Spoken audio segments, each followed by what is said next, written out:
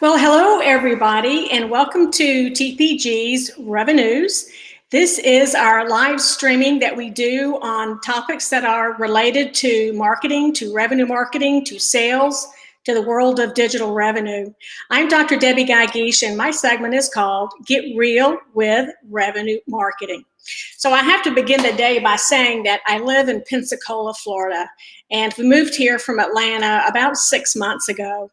Now, what I did not expect when I moved down here was, number one, to have a hurricane in 4 weeks after we moved here, and it was a big one. And number two, to wake up this morning and see that it was 24 degrees here in Pensacola, Florida, and we live right on the water. I know 24 is not much, especially you folks that are in the plains and in the Northeast and even in the Northwest right now, but wow, for Pensacola, Florida, it's like, almost like the end of the world down here. But anyway, with that, let's get going with our topic today. So I had begun in my last segment to talk about the 14 strategies required for every CMO if they are going to fully adopt revenue as something that they are accountable for. And I talk about this in my upcoming book, From Backroom to Boardroom. This is being published by Forbes, and we do have a published date. It should be out April 2021. So very excited about that. That is just around the corner. It could be the beginning of May, but it'll be in that April-May time period. And one of the things that I did in the book was I talked about, the whole book is about how strategic marketing operations is the secret sauce that allows marketing to get a seat at the table, because it really is through data, technology, process, cross-functional collaboration that marketing can finally do what they are able to do in order to drive revenue. And it is a strategic marketing operations organization that really drives that for the CMO. I also included in the book some research that I did when I was working on my doctoral degree. Of course, you have to do a dissertation for that. And my study was on how the B2B CMO adopts financial accountability.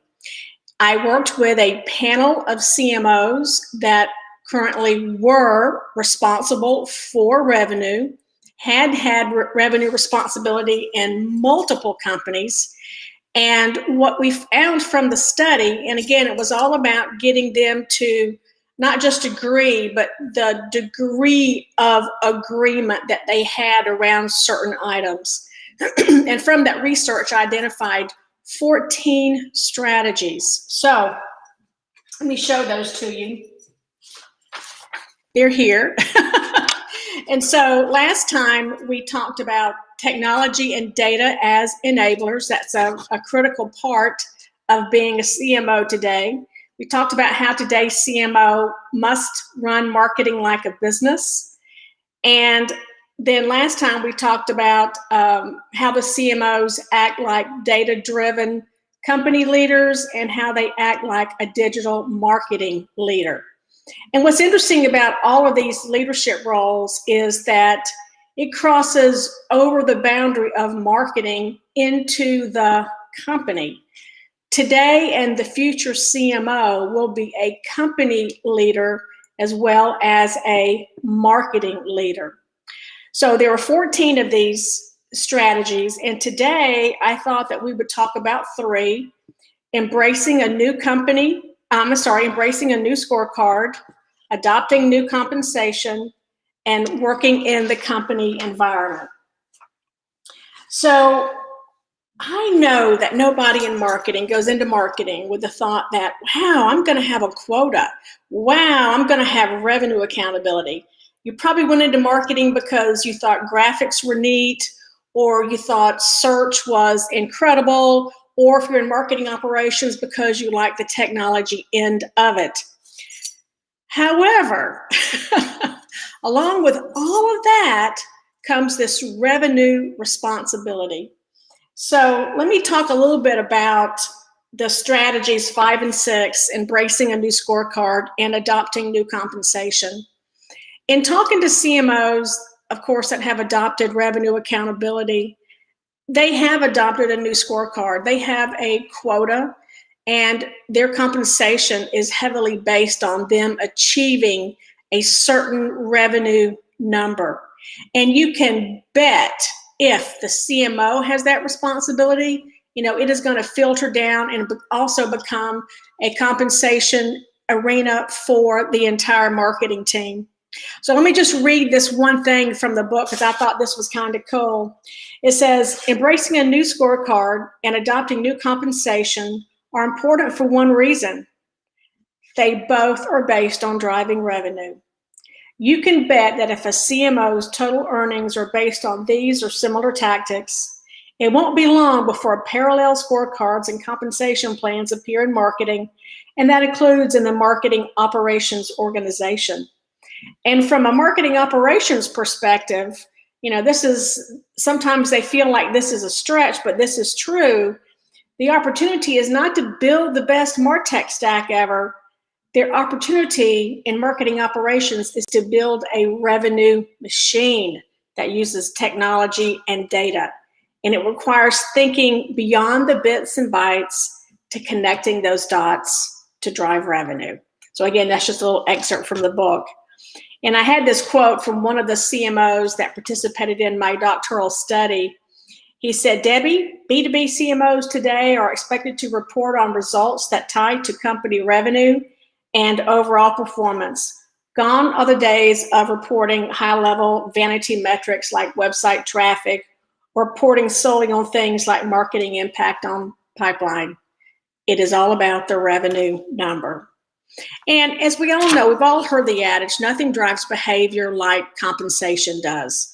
So once you begin to re-engineer accountability, and once you begin to re-engineer compensation at the CMO and across the marketing organization, things do tend to become very different. It's always interesting to me when I work with a marketing organization who is just beginning to adopt revenue accountability. And at first, they feel like they're almost in shock, right? Like, how can I be responsible for this? What is it that I can do? Because once we hand that lead over to sales, it's done.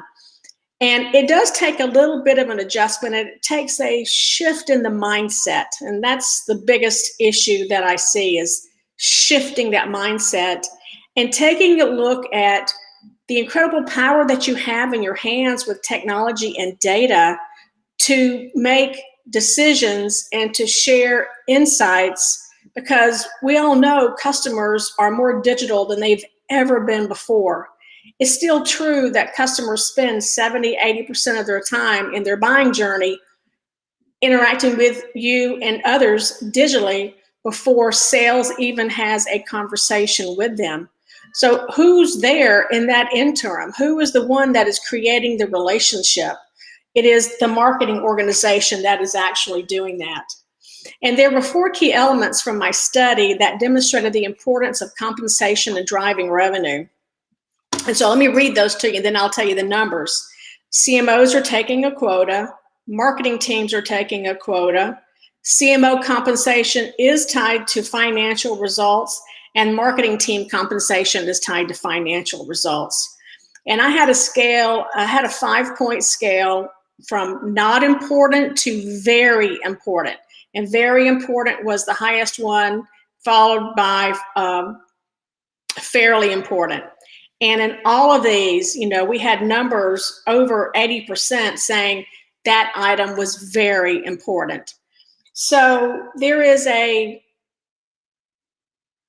tie that says if you are going to be accountable for revenue, then you must be accountable for revenue, and it must show up in your compensation, and it must show up in how that CMO is measured.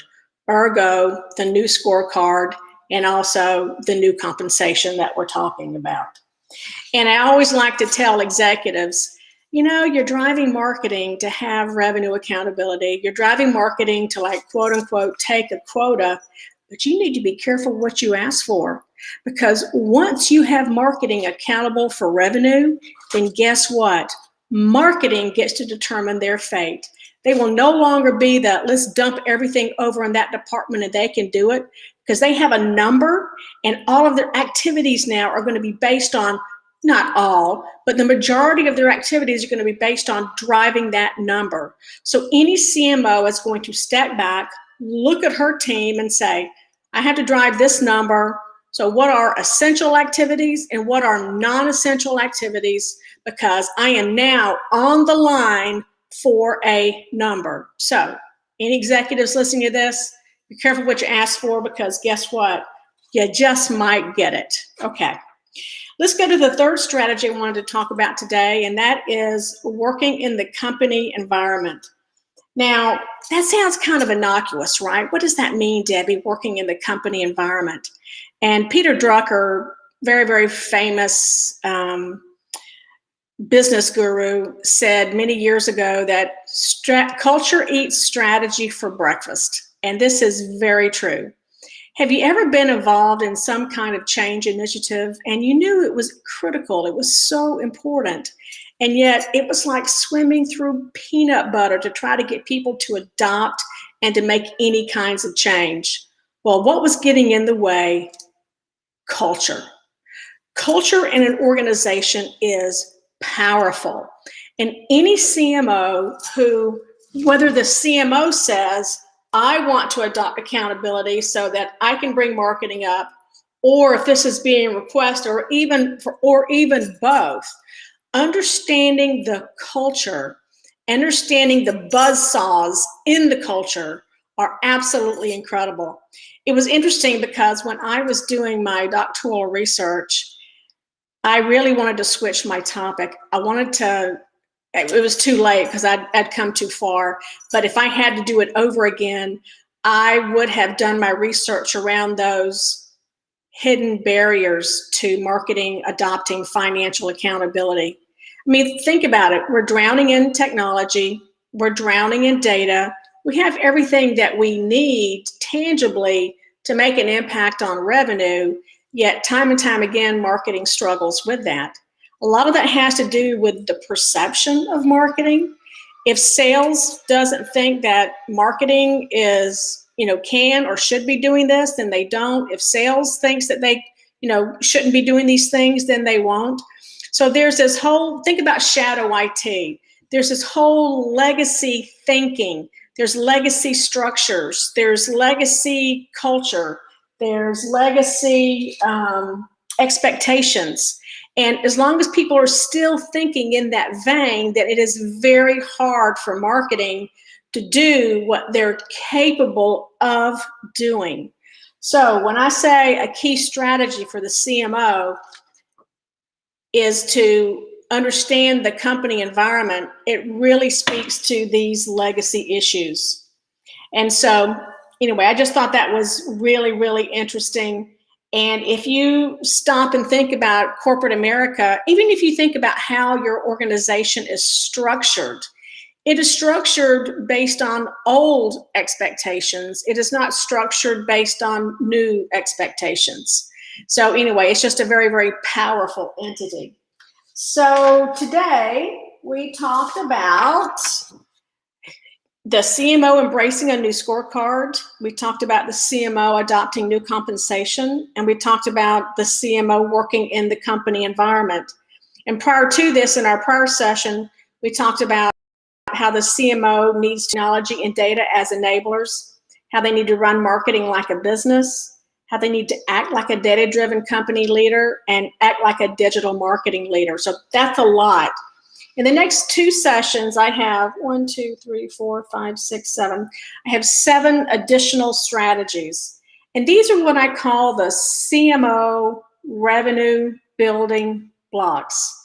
And so next time we're together, I'll be talking about building cross-functional alignment, establishing trust and credibility, and creating a performance culture. So anyway, short session today. Thank you for being with me. I really enjoyed our time together.